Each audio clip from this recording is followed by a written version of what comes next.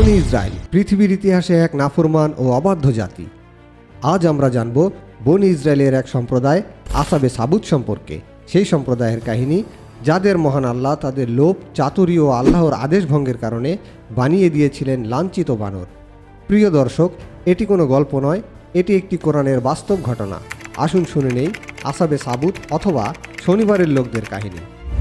অনেক আগের কথা, সমুদ্রের কিনারায় একটি শহর ছিল। সেখানে একটি ইহুদি সম্প্রদায় বসবাস করত। এই শহরের মানুষেরা ছিল বুদ্ধিমান, শিল্পে ও বাণিজ্যে পারদর্শী এবং জীবিকা নির্বাহ করত মূলত মাছ ধরে ও বিক্রি করে। আল্লাহ তাদেরকে বিশেষ সম্মান দিয়েছিলেন এবং তাদের উপর বেশ কিছু বিধান নাজিল করেছিলেন। এর মধ্যে অন্যতম বিধান ছিল শনিবার দিনটি। এই দিনটি ছিল পবিত্র ও ইবাদতের দিন। আল্লাহ বনি ইসরায়েলের এই জাতির জন্য এই দিনে কোনো কাজ করা এবং বিশেষ করে মাছ ধরা হারাম করে দিলেন। আল্লাহ এই দিনটিতে আল্লাহর ইবাদত বন্দেগী করার হুকুম দিয়েছিলেন। কিন্তু আল্লাহ তাদের পরীক্ষা করার জন্য এক আশ্চর্য ব্যবস্থা করলেন। শনিবার এলে হঠাৎ সমুদ্র যেন জীবন্ত হয়ে ওঠে। মাছগুলো দল বেঁধে উপকূলের কাছাকাছি চলে আসতো, যেন মাছগুলো নিজেই ধরা পড়তে চায়।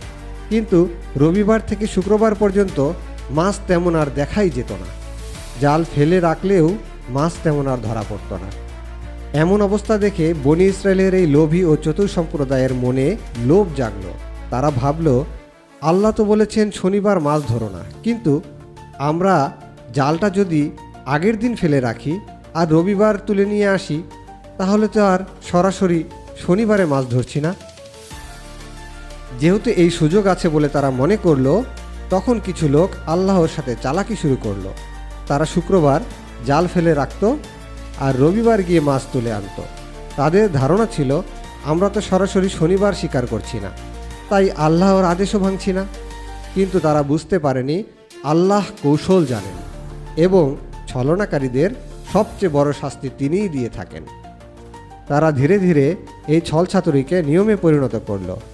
ঠিক ওই সময়টিতে ওই ইহুদি সম্প্রদায়ের মানুষগুলো তিনটি দলে ভাগ হয়ে গেল। প্রথম দলটি হলো অপরাধী, যারা শুক্রবার জাল ফেলে এবং রবিবারে মাছ সংগ্রহ করত, ধর্মীয় বিধানকে লঙ্ঘন করত। দ্বিতীয় ব্যক্তিরা হচ্ছে নীরব দর্শক, যারা নিজেরা আল্লাহর আদেশ লঙ্ঘনও করত না, কিন্তু অন্যদের প্রতিরোধ বা নিষেধও করত না। এবং তৃতীয় নাম্বার দলে ছিল ওই ব্যক্তিরা যারা ওদেরকে সদুপদেশ দিত এবং বলতো, তোমরা আল্লাহর বিধান লঙ্ঘন করছো, এই কাজ করো না, আল্লাহর পক্ষ থেকে শাস্তি আসবে।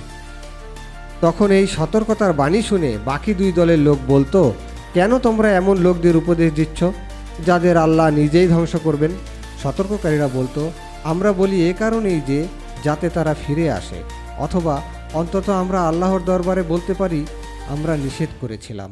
এরপর একদিন ভোরের বেলা যারা আল্লাহর আদেশ ভঙ্গ করে মাছ ধরল বা সদুপদেশ দিত না, আল্লাহ তাদেরকে বললেন, তোমরা লাঞ্ছিত বানর হয়ে যাও। এবং তৎক্ষণাৎ তারা মানুষ থেকে বানরে রূপান্তরিত হয়ে গেল।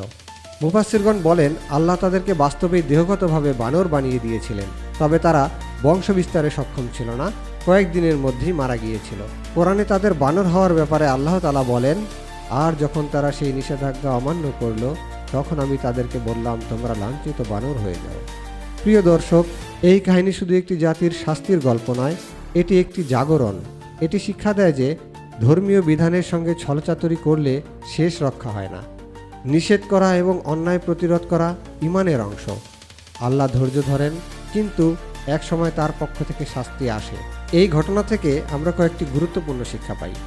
আমরা শিক্ষা পাই, আল্লাহর আদেশের সঙ্গে প্রতারণা বা ছলচাতুরি করা যাবে না। আল্লাহ মানুষের ঈমান পরীক্ষা করেন বিভিন্নভাবে। আরও শিক্ষা পাই যে অমান্যকারীদের জন্য রয়েছে ভয়ানক শাস্তি।